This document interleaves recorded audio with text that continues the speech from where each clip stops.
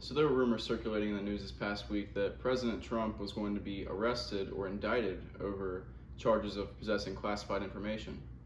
And this past Tuesday, he was called upon a Miami court and was charged with obstruction of justice and allegedly 300 documents that he possessed that were classified and that were not supposed to be in his possession. Now, the courts have said that Trump could face up to 400 years if convicted guilty on all charges. So the indictment that was released this past week on the charges were pretty descriptive all the way back to 2021, that they allegedly say that Donald Trump was in possession of classified documents. So Trump's legal team is adopting a political approach that empathizes the double standard based off of Hillary Clinton not being charged of the same crimes back in 2016 in that election.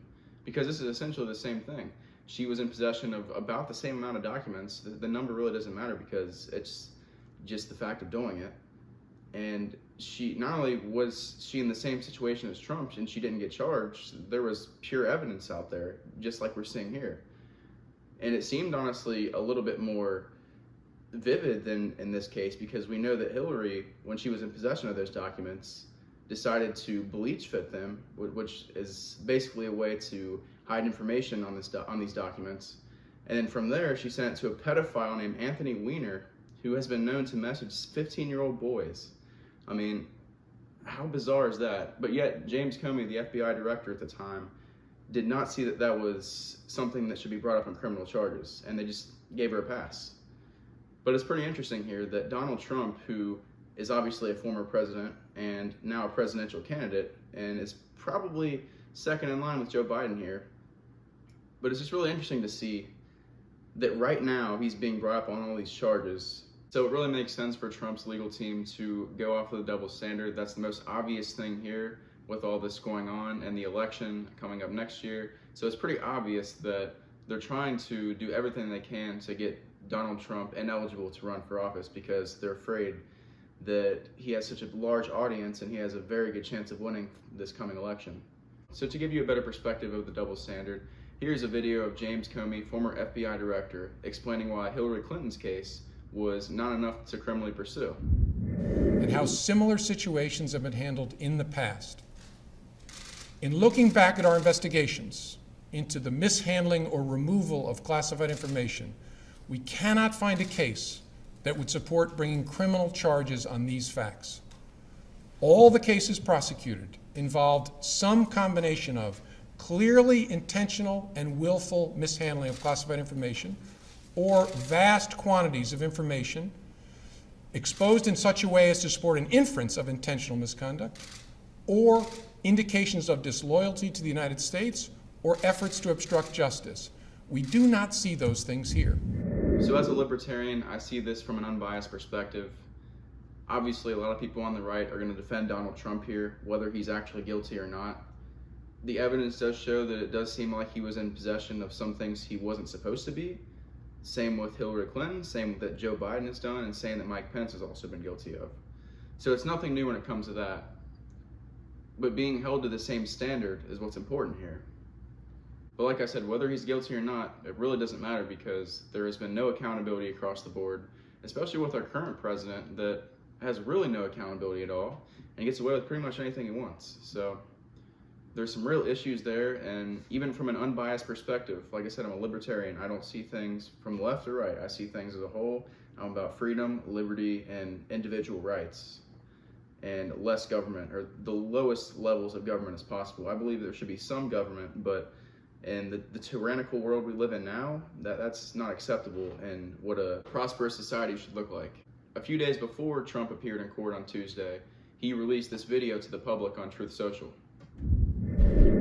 Donald Trump is indicted and they take one charge and they turn it into 36 charges. You saw that. Everybody was amazed. I'm an innocent man. We will prove that again. 7 years of proving it, and here we go again. Very unfair. So he definitely mocks the case there. I would say it's in Trump's best interest and his lawyer's best interest for him to be as quiet as possible on this, but I completely understand wanting to speak out and protest your innocence, which, I mean, especially for somebody in that high of a status and who has already faced a lot of heat in the past. And we know with Russia, allegations, and a lot of other things that have yet to be proven. So we'll have to see how the DOJ thinks of this, but there has to be some accountability here if they really ethically think they should pursue charges here on Donald Trump. And again, it does appear that he is guilty of something here, but so is Mike Pence, so is Joe Biden.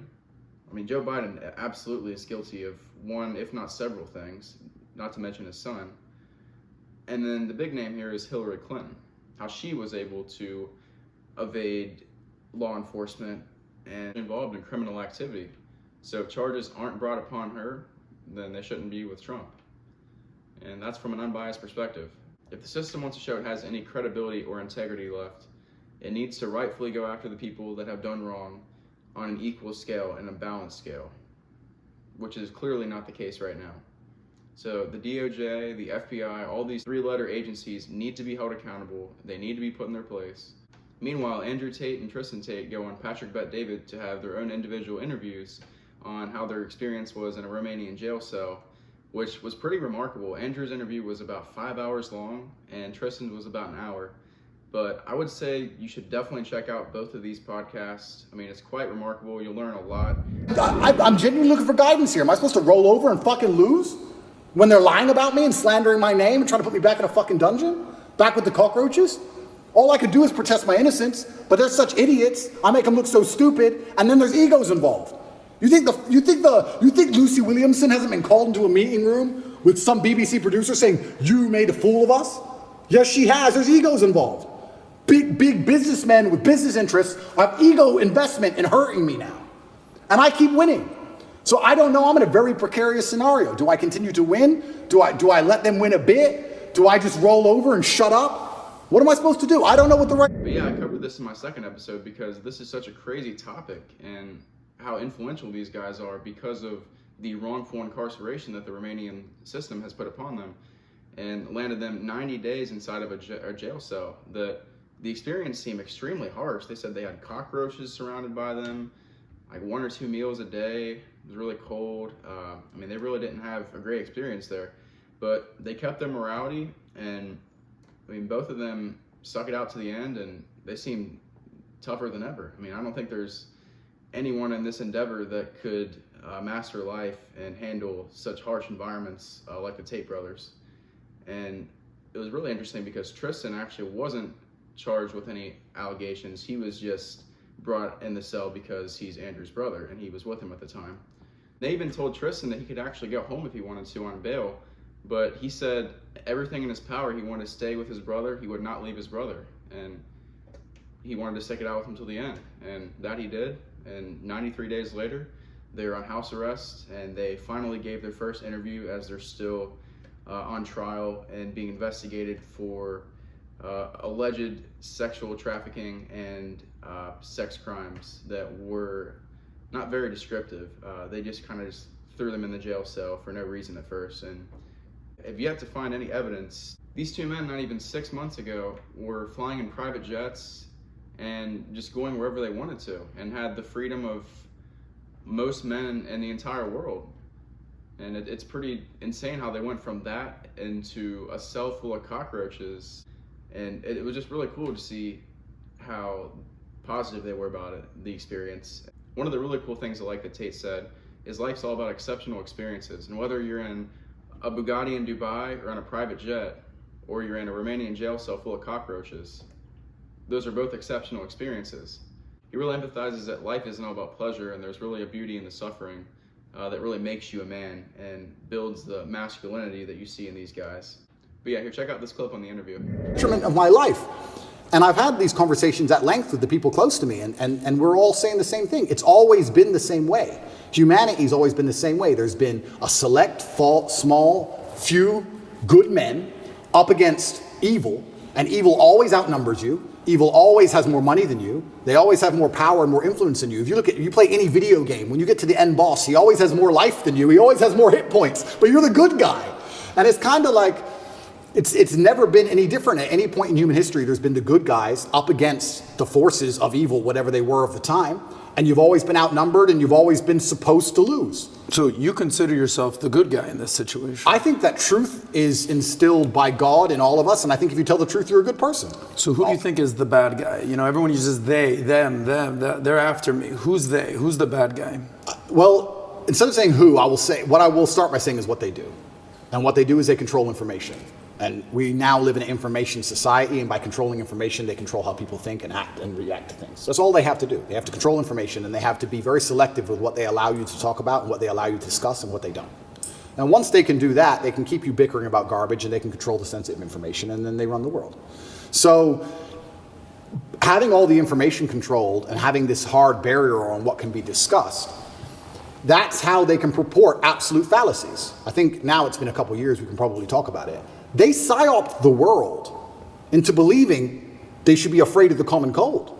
One of Tate's biggest messages, which is to resist the slave mind, is such a powerful movement because there are so many people that don't have the ability to think freely and are locked in their own brain because of the matrix programming and because of all the flooding of disinformation that people have allowed their brains to suck them into. I mean, there's a reason that information is free. So when you talk about both guys, Donald Trump and Andrew Tate, both are polarizing figures. Both were brought up on allegations and charges that don't exactly seem right and justified. But you have to really think about it. Both of them have movements against the matrix propaganda, against the left-wing objective, which is to think freely and to, actually have a structured society, which is what a lot of the people don't actually want that are in charge. It's a threat to the other half of society. It's a threat to the matrix as a whole.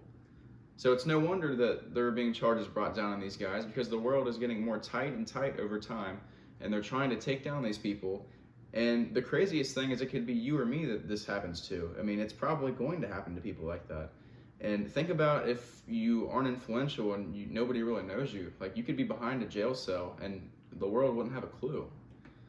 So this is the world we live in, and this is how the justice system works. They decide you're guilty before they find anything to prove you guilty.